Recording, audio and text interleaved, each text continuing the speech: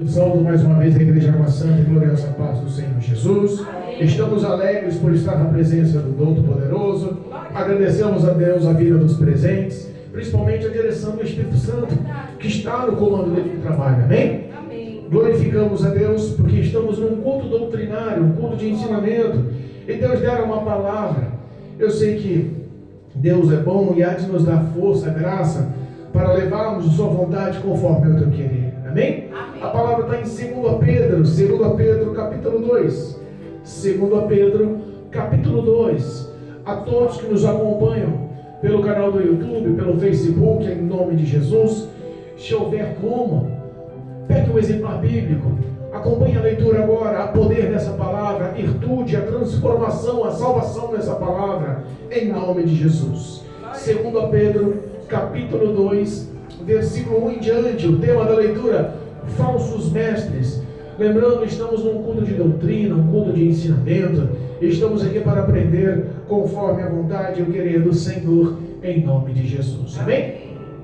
Diz a palavra, versículo 1: e também houve entre os povos falsos profetas, como entre vós haverá também falsos doutores, que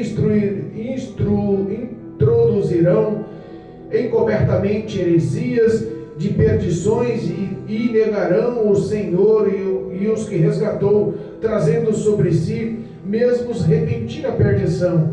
E muitos seguirão as suas dissoluções, pelos quais será blasfemado o caminho da verdade. E por avareza farão de vós negócios com palavras fingidas, sobre os quais de largo tempo não serão tardio a sentença, e a sua perdição não dormida.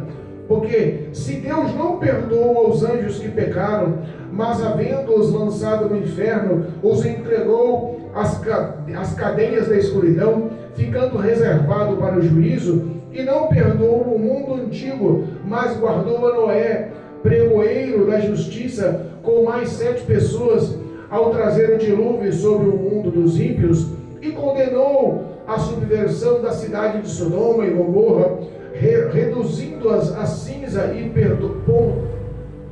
pondo-as, por exemplo, aos que vivessem impiamente, e livrou o justo Jó, enfadado da vida dissoluta dos homens abomináveis, porque este justo, habitando entre eles, afligia todos os dias a sua alma justa, pelo que via e ouvia sobre as suas obras injustas.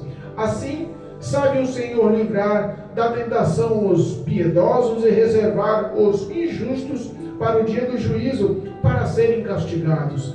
Mas principalmente aqueles que, segundo a carne, andam em concupiscências e imundícias, e desprezam as dominações.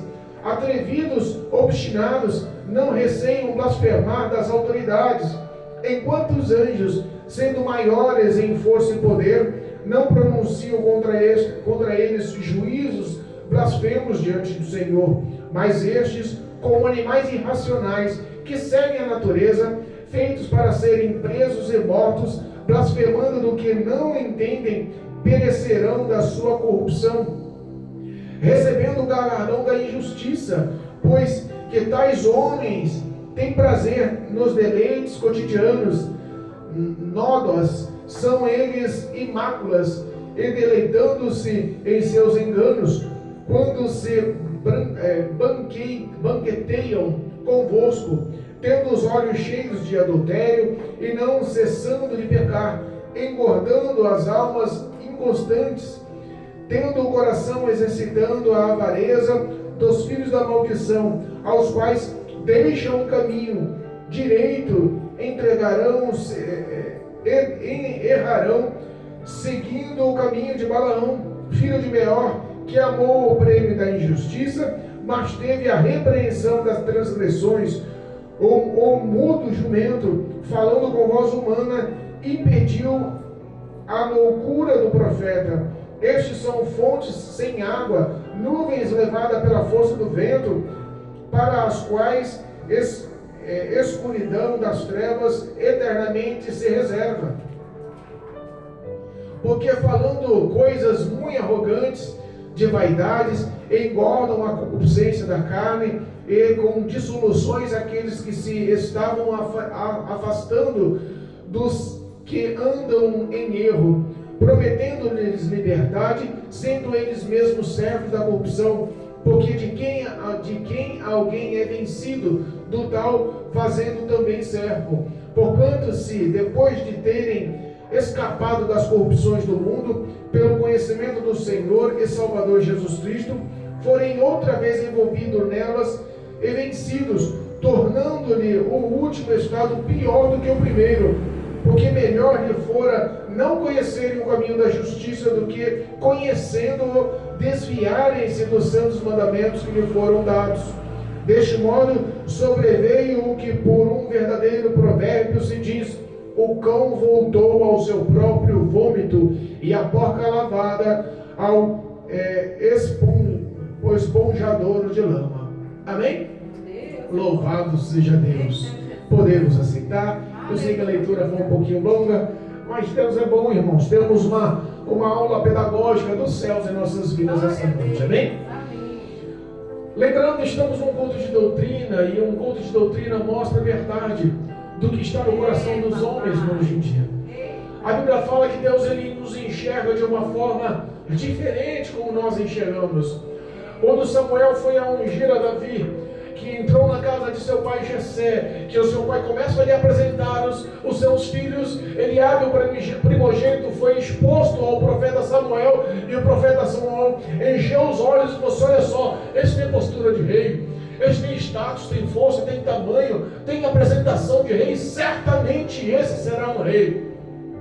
E Deus olha para Samuel: eu não vejo como você vê. Samuel, ele enxerga o coração do homem. E nós vemos que hoje essas palavras são verdadeiras.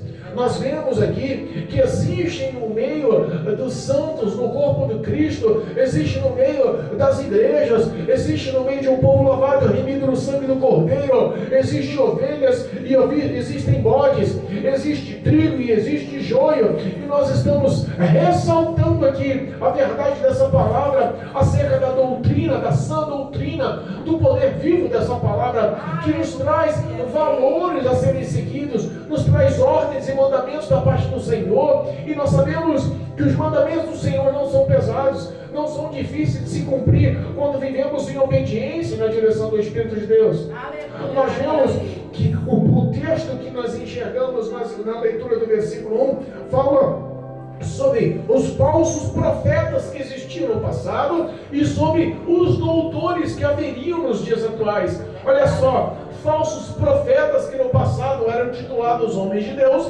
mas hoje muda, fala sobre doutores da lei, doutores que ensinam. Haveria doutores que corromperiam e levariam heresias por proveitos próprios. Não é o que acontece nos dias atuais?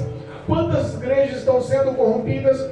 Quantas igrejas estão quebrando a aliança com o Senhor? Quantas igrejas estão vivendo um tempo de avareza, um tempo de poder, de vanglória, um tempo único para si, esquecendo tudo o que foi relatado sobre santidade, sobre renúncia, sobre seguir ao Senhor com santidade?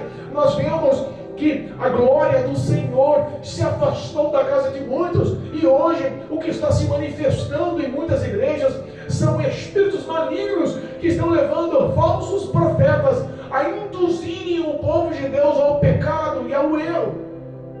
Pastor, que história é essa, pastor? A palavra está difícil, é dura. Sabe o que me vem a palavra? Vem-me a palavra lá no livro de Apocalipse, quando nós falamos sobre as 7 cartas do Apocalipse.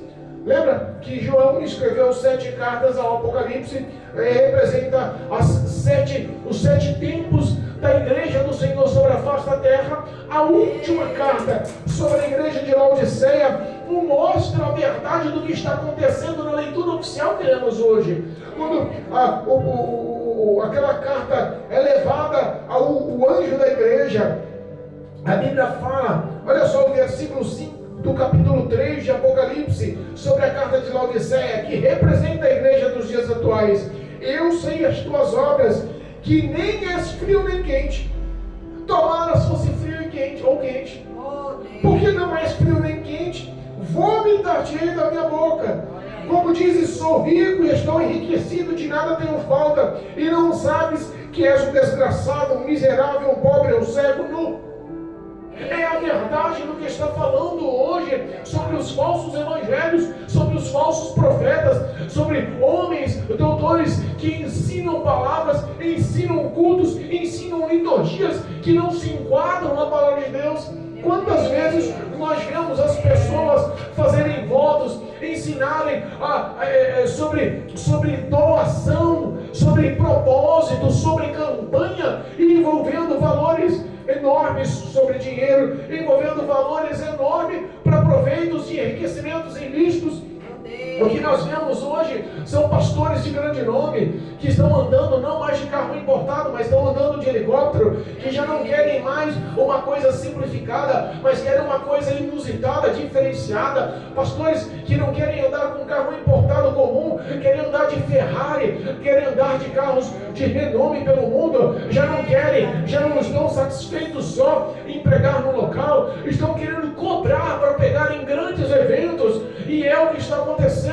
O valor e o coração está sendo envolto no valor do dinheiro. O próprio Jesus nos ensina que o dinheiro é como o Senhor que domina a mente e coração de muitos que estão na presença do Senhor. Olha só, nós entendemos que para tais pessoas que se enquadram nesse quesito, no quesito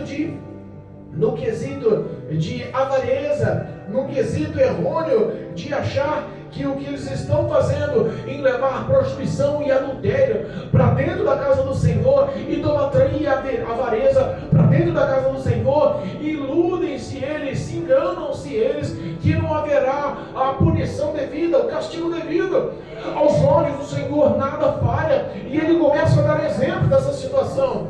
Olha só, ele começa a dar exemplos da realidade de um povo cego, pobre, nu, que está vivendo uma vida de pecado e achando, porque está rico financeiramente, está bem perante Deus. A filosofia de muitos estão dizendo o seguinte: se você vive uma vida de miséria, se você vive uma vida de pobreza, se você vive uma vida de necessidade e está na igreja, é porque você está em pecado. Lembra a história dos amigos de Jó?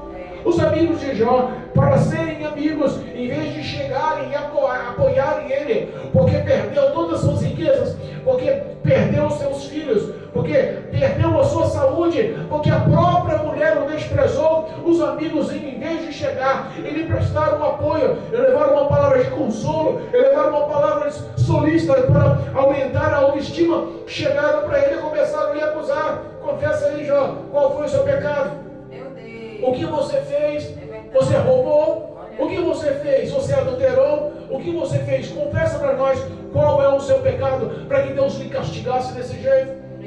Entenda, as pessoas, elas olham com um olhar humano, porque a Bíblia nos ensina que aquele que é espiritual entende o que é espiritual, mas o que é carnal só entende o que é carnal. A concupiscência já está calcificada, ele já não entende mais os valores prescritos pela palavra de Deus, que baseia-se no amor ao próximo, que baseia-se no amor a Deus.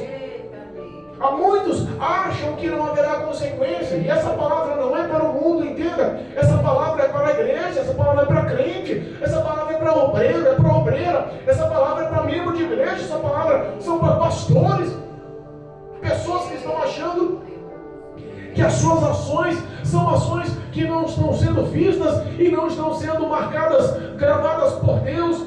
Quando o adultério nos altares, quando a prostituição nos altares, quando a corrupção nos altares, quando a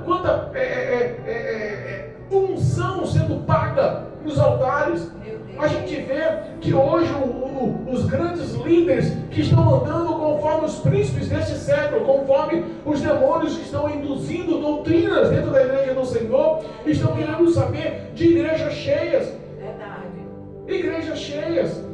Se nós entrarmos em propagandas dos que estão acontecendo no Evangelho nos dias atuais, a propaganda sobre revelação, a propaganda sobre prosperidade, a propaganda do que está sendo exposto aí, culto de jovens, culto louvorzão, sabe, ritmos malignos do mundo que estão sendo expostos dentro da igreja, os homens estão achando que Deus não está vendo, que Deus não está marcando. E a Bíblia fala só a partir na leitura oficial, 2 Pedro capítulo 2, a partir do versículo 4, que ele diz: porque se Deus não perdoa os anjos que pecaram, antes lançou todos eles no inferno e os prendeu nas cadeias das trevas e os reservou para o dia da condenação. Se não perdoou os anjos do céu, quem somos nós perto dos anjos dos céus? Quem somos nós? Somos pequenos, somos falhos, somos pecadores. Os anjos no céu viviam uma vida mudada. A sabedoria, o conhecimento, a postura de um anjo nos céus era diferente. Mas se ele não perdoou nos céus, o que passa pela cabeça do homem é achar que não vai haver consequência pelos seus pecados?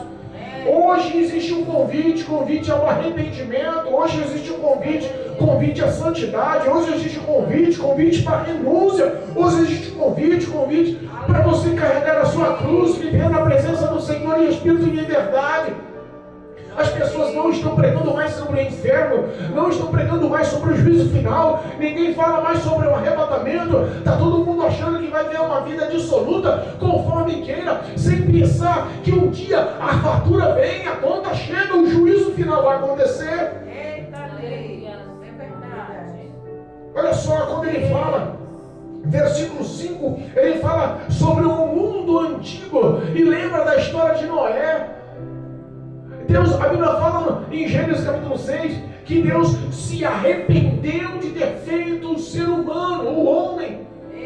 Por mais de 2000 anos o Senhor acompanhou o crescimento da humanidade, acompanhou os pensamentos da humanidade, acompanhou os sentimentos da humanidade, acompanhou as suas obras e resumiu que toda a história da humanidade resumia-se em pecado, imundícia, imoralidade e iniquidade. Não havia ninguém justo, não havia ninguém que lhe causava algum tipo de alegria. Ele decidiu em seu coração acabar com o ser humano, acabar com os seres viventes da terra. E de repente os olhos dele se enchem de graça pela vida de Noé e decide salvar Noé e a sua família. Manda Noé construir uma arca. Hoje a arca é a representação da igreja. Hoje existem muitos pastores como Noé dizendo: arrependa-se, o dia do amanhã não lhe pertence, o arrebatamento pode acontecer, existe sim um juízo final, um acerto de contas após a morte, tem que ser o juízo de Deus. Glória a Deus. Mas não deram ouvido a Noé. A Bíblia fala que quando a arca estava pronta, que quando Noé entrou com os animais e a sua família, o anjo foi posto à porta, fechou a porta da arca, e os que estavam fora, quando viu o dilúvio acontecer, gritaram e choraram, desesperaram nas portas. Talvez Noé com o coração mole, se não tivesse a presença do anjo, ele abriria a porta da arca. Mas quando Deus decide fazer justiça e juízo, irmãos, olha só, não tem quem impeça o poder de Deus. É Ele quem faz o bem, é Ele quem faz o mal, é Ele que abate, é Ele que exalta, é Ele que põe na sepultura, é Ele que tira da sepultura. Ele é o Todo-Poderoso, onipotente, onisciente, onipresente. Não há quem se compare ao nosso Deus. E as pessoas estão brincando, as pessoas estão levando o Evangelho como uma brincadeira de criança. Não pode pensar dessa forma. Ele deu um exemplo, mais um exemplo, que é a corrupção moral, a corrupção de valores do que está acontecendo não só nas igrejas, mas como estamos falando para as igrejas hoje, se enquadra nas igrejas. Olha só, versículo 6 de 2 Pedro 2: e condenou a subversão da cidade de Sodoma e Gomorra.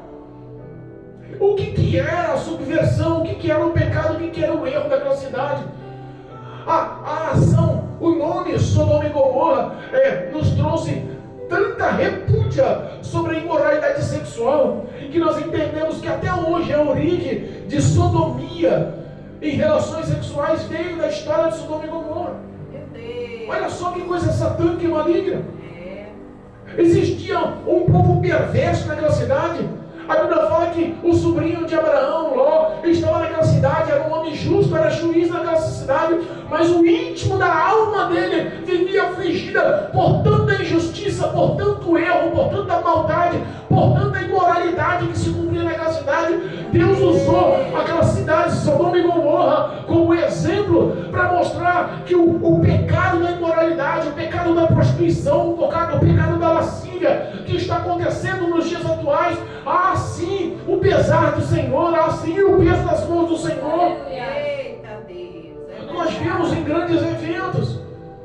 Nós vemos em grandes eventos revelações que nos causam repúdia à santidade, à doutrina, à sã doutrina do altar do Senhor, que era para ser um local santo. No Velho Testamento, as pessoas ficavam no local e levavam os sacrifícios ao sacerdote para que ele intermediasse. Uma vez por ano, ele entrava no local santo dos santos, onde estava a Arca da Aliança. Era um local tão santo que ele entrava com uma corda na cintura, que se houvesse pecado lá mesmo ele morreria e as pessoas o puxariam. Olha como era santificada a presença de Deus. Hoje nós vemos que a imoralidade sexual está tão ativa que dá vergonha em dizer, mas existem grandes eventos, prostitutas, garotas de programa que estão andando nos altares, no meio dos pregadores, no meio dos pastores, dos bispos, dos apóstolos, dos grandes na liturgia, na hierarquia das igrejas, com os telefones nas palmas das mãos, com roupas marcantes, sensuais, decotadas, rachadas, mostrando toda a sua sensualidade, com o espírito demoníaco de Jezabel atuando dentro da igreja, oferecendo na palma das suas mãos encombrimentos, telefones, celulares, para marcar encontros fora do culto, para marcar encontros fora dos congressos, para marcar encontros depois da pregação. Deus usou um exemplo, Sodoma e Gomorra, livrou o justo que estava lá, mas fez toda a cidade virar cinzas. Existe a consequência, meu irmão. Existe a consequência das suas ações. Não brinca não. Livrou Ló, mas fez tudo que estava naquela cidade ser destruído com fogo saraiva. Olha só, não há quem possa impedir quando Deus decide castigar. A Bíblia fala que Deus castiga e corrige quem ama. Ele começa repreendendo, ele começa auxiliando, ele começa dizendo: filho, está errada essa ação. Filho, olha só, entenda, está magoando o meu Espírito Santo, está me entristecendo. Corrige, arrependa-se. Lembra onde você caiu, vai lá, se acerta. Eu sou rico em misericórdia, eu sou rico em compaixão. Eu estou aqui para mudar a sua vida. Estou aqui para lhe trazer novidades. Estou aqui para lhe dar da minha presença. Estou aqui para lhe trazer renovo. Estou aqui para lhe trazer verdade, justiça, bondade. Eu estou aqui para lhe trazer vida plena, abundante. Mas arrependa-se dos seus maus caminhos. Converta-se dos seus maus caminhos. Olha só o versículo 9. Assim sabe o Senhor livrar da tentação os piedosos. Porque existem os homens, as mulheres que ainda sabem andar. Existem os homens e as mulheres que ainda têm a vida no altar. Existem os homens e as mulheres que ainda sabem o que é amar ao próximo, o que é se doar ao próximo, o que é viver uma vida de compaixão e de misericórdia, o que é ser um verdadeiro adorador ao Senhor, o que é ter um ouvido sensível à voz do Senhor, o que é ter um coração como o templo do Espírito Santo. Existem pessoas que aos olhos do Senhor são justas, que vivem a verdade do Evangelho. Mas o versículo 9 diz assim, ó: assim sabe o Senhor livrar da tentação os piedosos e reservar os injustos para o dia do juízo. O dia do juízo será um dia marcante. O dia do juízo será um dia de ai. O dia do juízo será um dia de lágrimas. O dia do juízo será como o fogo abrasador. Está lá em Malaquias capítulo 4, versículo 1, que fala que o dia do juízo será um dia como o fogo abrasador. Quantas pessoas vão se arrepender das suas atitudes? Quantas pessoas que têm a oportunidade de estar na presença de Deus, mas acham que vai empurrando com a barriga, e que Deus ama, e que Deus é compassivo, e que Deus é misericordioso, e que Deus só é amor, mas não ele repreende ninguém, ele não castiga ninguém. E não é essa a verdade do Evangelho. O Evangelho hoje está sendo pregado um Evangelho só de graça, da hipergraça, do amor, do mega amor, que você pode viver uma vida da forma que você acha que está certo. Não é a verdade. E antigamente nós vivíamos, eu lembro que antigamente viviam uma reverência para estar na casa do Senhor, uma reverência para entrar num culto de adoração, uma reverência para um culto de oração. Você fazer parte do grupo de orações era uma honra. Um homem que fazia parte do culto de grupo de evangelismo era uma honra, era um prazer. A presença de Deus doava, aquela pessoa lutava contra a carne, jejuava, punha a vida no altar, só para fazer parte do grupo de oração da igreja. E hoje nós vemos que o grupo de oração está ficando cada vez mais escasso. Nós vemos que o grupo de oração está ficando cada vez menor. As pessoas não querem mais saber de levar essa verdade. E além de ficar menor, muitos estão zombando das coisas celestiais. Olha só o versículo 10. Mas principalmente aqueles que segundo a carne andam em suas concupiscências de imundícia e desprezam a dominação. E atrevidos e obstinados, não receiam blasfemar das autoridades. Na tradução de outras introduções bíblicas, nos falam que eles zombam até dos seres celestiais. As autoridades que está expressando aqui são as autoridades dos céus. Quantas pessoas não estão dando mais crédito às coisas do céu? A visão espiritual morreu e a visão terrena está ativa. Os olhos estão somente no que a terra oferece, do que o mundo oferece, do que a vaidade quer, do que a carne exige, dos prazeres que eles almejam alcançar. E além de viverem uma vida dissoluta, lembra lá em Efésios capítulo 2, que fala que no outro tempo, no passado, andávamos segundo os príncipes desse século, segundo a concupiscência da nossa carne, a vontade da nossa carne, da nossa mente, dos nossos prazeres. Não era assim? Não está dizendo em Efésios? Parece que ainda hoje poucos mudaram, poucos nasceram de novo, poucos nasceram da água e do sangue, poucos nasceram da água e do Espírito, poucos nasceram em Cristo Jesus novamente. O batismo, que era uma representatividade que morreu para o mundo e nasceu para Cristo, parece que não está sendo mais eficácia hoje, parece que não está tendo mais valor hoje.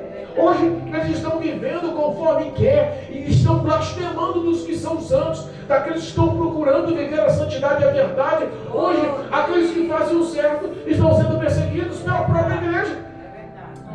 É santo demais, não vou andar não, porque parece que não pega. Não quero não.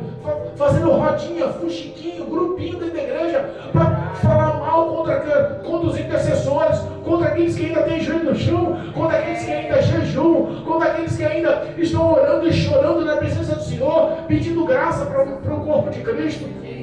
Oh meu Deus! Estão vivendo como irracionais. Olha só que coisa, olha como existe uma representatividade tão forte que Pedro fala aqui no versículo 12. Bota que os homens santos, os crentes que estão vivendo com o pé no mundo, o pé na igreja, ele classifica como seres irracionais. Olha só o versículo 12. Mas estes, como animais irracionais, seguem a natureza e os feitos para serem presos e mortos. Irracionais. Meu Deus! É cego guiando cego. É abismo chamando abismo. É pessoas que não querem saber de obediência aos seus líderes. É pessoas que não querem saber de obediência às autoridades. São pessoas que estão lutando contra. Meu Deus! Nós vemos que a maioria daqueles que se rebelam contra os seus líderes na igreja caem em decadência. Nós temos experiência pela nossa igreja. Há pouco tempo atrás estava cheia a igreja. Há pouco tempo atrás, há um ano e pouco atrás, estava cheio os bancos, cheio de igreja, grupos de louvores, grupos de oração, grupos, sabe? A igreja estava cheia, levantou um, se rebelou, saiu, montou uma igreja, e em pouco tempo a igreja do cara encheu com todos os membros que estavam aqui, foi para lá. 6 meses depois acabou a igreja lá e o povo está disperso, muitos se desviaram e voltaram para as drogas. E Deus dá corda curta para rebelde. Deus dá corda curta para rebelde. Entenda isso. Deus amado. As pessoas se corrompem. Muitos estão tratando a igreja como negócio. Muitos estão tratando a igreja como status de poder. Muitos estão tratando a igreja como empresa. Meu Deus! Deixou o pastor de ser um cuidador de ovelhas. Pastor passou a ser empresário com direito à remuneração. Lembra da história de Balaão? Está dizendo aqui, versículo 15. Os quais, deixando o caminho direito, erraram, seguindo o caminho de Balaão. Balaão está lá em Números, capítulo 22. Lembra da história de Balaão? O olho brilhou, olha só, filho de Beor, que amou o prêmio da injustiça. Meu Deus! A Bíblia fala que Balaque, rei dos Moabitas, vendo os filhos de Israel acampando na frente da sua nação, da sua cidade, na cidade de Moabe, ele viu que o número dos soldados de Israel eram inúmeros, era imenso, bem maior que ele. Ele começou a ouvir a história do povo de Israel, que aonde passava, ele dominava, conquistava, Deus dava vitória em qualquer batalha. Ele viu a história de Seom e Og, os reis dos amorreus, que não eram homens comuns, mas eram gigantes que nem Golias, grandes, fortes e poderosos, temidos, avassaladores. De repente chega o povo do Senhor e vence, bota por terra. Ele começa a ouvir a fama do povo de Israel, treme as pernas e descobre que só vai conseguir parar aquele povo em meio de maldição a profeta, e vai lá e envia anunciões à casa do profeta Balaão, mas leva recompensa. Imagino eu com uma mala de ouro, imagino eu com um caixote cheio de prata, cheio de ouro, cheio de moedas, cheio de riqueza. Chega lá na casinha de Balaão. Imagina o Balaão, profeta que é profeta, vive uma vida difícil, irmão. Você não acha que é profeta, que está na presença de Deus, está andando de Ferrari, de helicóptero, não. É verdade. Profeta que é profeta, ele ama o próximo, ele se doa, ele está na presença de Deus, ele cumpre o que Jesus diz. Verdade.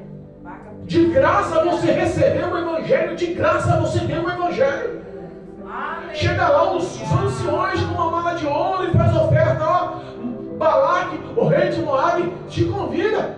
Está falando que se você lançar uma maldição no povo de Israel que está vindo aí, o povo de Jacó que está vindo aí, a herança de Jacó que está vindo aí, ele vai te fazer um homem rico.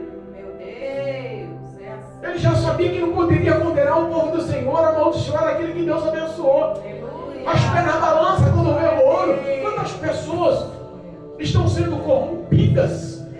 Quantas pessoas estão sendo envolvidas pelo dinheiro? Quantas pessoas já não têm bom testemunho? Falando em bom testemunho, eu lembrei de um testemunho. Eu quero mencionar aqui um testemunho que Deus me dera no coração agora. Aleluia. Testemunho de crente, irmãos. Testemunho de exemplo de criança, para dar vergonha na cara de muito marmanjo. Eita Deus. Tem uma missionária chamada... uma missionária no Nordeste, ela tem muito nome. Karen Gaspar. Uma missionária, uma mulher de Deus, que tem grandes projetos no Nordeste. Tem grandes projetos, inclusive na Bolívia, na selva amazônica da parte da Bolívia. Sabe, uma mulher de Deus que passou a vida inteira abençoando e ajudando o próximo. Ela tinha um projeto no Nordeste, lá num ponto que eles estavam evangelizando, de cavar um poço artesiano. E ela foi pregar numa igreja tão pequenininha, numa cidade tão pequenininha, tão humilde. Ela foi fazer uma campanha no primeiro dia, ela pediu uma oferta missionária para que o povo ajudasse para pagar a mão de obra devida para cavar um poço artesiano naquele projeto. E aí as crianças que estavam com a sua mãe ouviram o pedido. Olha só o coração de uma criança, dando lição em muito adulto, pedindo uma oferta missionária. Aquela mãe de 3 crianças, era uma mãe solteira, mas crente na presença do Senhor. Trabalhava como diarista, trabalhava numa situação pobre. A casa dela era de pau a pique, no meio do cerrado, sem água, sem luz, vivendo uma situação extrema, uma dificuldade para criar os filhos com honestidade, com caráter, na presença de Deus. Todos os dias que ela saía para trabalhar, ela pegava 10 centavos, que na época era o preço de um ovo, e punha na mão das crianças. 10 centavos para você, 10 centavos para você, 10 centavos para você. E falava, quando der fome, vá na loja, vá lá na quitanda, vá lá na vendinha, compre o ovo, venha para casa, frite, cozinhe, bote farinha e coma. Vai ser a sua refeição. Eles comiam uma vez por dia. Oh, meu Deus. Eles esperavam a mãe chegar com alguma coisa da casa das mulheres que ela fazia limpeza para alimentar, para jantar e para dormir. Essa era a vida daquelas 3 crianças pequenas. A mais velha tinha 9 anos. Eles não tinham condições. Mas aquelas crianças, olha só, encheu o coração com temor, encheu o coração com fé, encheu o coração com amor à obra missionária. Aleluia. E aí, assim, elas cataram, e em vez de comprar o ovo, o mais velho de 9 anos, ele reteve as 10 moedinhas e guardou. Os outros compraram. As outras crianças mais novas compraram os ovos e comeram uma refeição por dia. Ele ficou 3 dias, porque ela foi pregar num dia e demoraram 3 dias para ela ir de novo passar e recolher as ofertas missionárias. Aquela criança ficou 3 dias sem comer nada e juntou a cada dia 10 centavinhos no preço de um ovo. E quando aquela missionária foi novamente à igreja, aquela criança chegou na missionária e falou: missionária, eu quero abençoar a obra missionária. O que eu tenho são 30 centavos. E ela catou e quis entender: mas filho, 30 centavos? Ele catou e falou assim: missionária, eu fiquei 3 dias sem comer para lhe trazer essa oferta. Oh, Jesus. Existe santidade. Ainda existe o Espírito Santo de Deus latejando na terra. Muitos acham que não, mas o bem ainda continua vencendo o mal. Muitos acham que não, mas o Espírito Santo de Deus continua buscando corações que sejam verdadeiros adoradores, que adorem ao Senhor em espírito de liberdade. Deus tomou em profecia aquela missionária e usou e disse que a partir daquele momento nunca mais o Senhor permitiria que faltasse o pão, o sustento, a provisão dentro da casa das crianças. O café de uma criança que decidiu passar fome por 3 dias, mas decidiu honrar o amor do Senhor. Não tinha no coração valor a dinheiro. Abriu mão do seu alimento e de fragilizar a sua carne, mas quis abençoar a obra. Deus tomou a missionária e aquela criança nunca mais teve necessidade. Deus providenciou pessoas que amassem aquela família. A ação daquela família fez com que muitos na igreja começassem a abençoar. Aquela criança cresceu em graça, em conhecimento, diz que se formou, está na presença do Senhor, hoje é pastor e vive uma vida abundante, ela e a família dela. Deus não abandona os seus, irmãos. Muitos estão seguindo a doutrina de Balaão, olhando o prêmio da injustiça, os valores se corrompendo. Balaque envia príncipes em números maiores, com mais eloquência, com mais poderio, com mais nome. E Balaque balança as pernas, já sabia a palavra do Senhor e foi contestar. Não vou lá falar com o Senhor para saber o que ele faz. Se ele deixa amaldiçoar o povo de Israel, o povo eleito dele, a menina dos seus olhos, porque eu estou afim do dinheiro. Pessoas estão vivendo assim dentro das igrejas hoje, irmãos.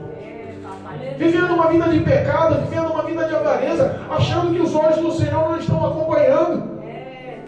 Existem pessoas ainda que vivem a verdade. Olha só, para encerrar, o tempo passa, né? Mas Deus é fiel. Nós temos que lembrar que nós somos lavados e remidos com o sangue do Cordeiro. Nós temos que lembrar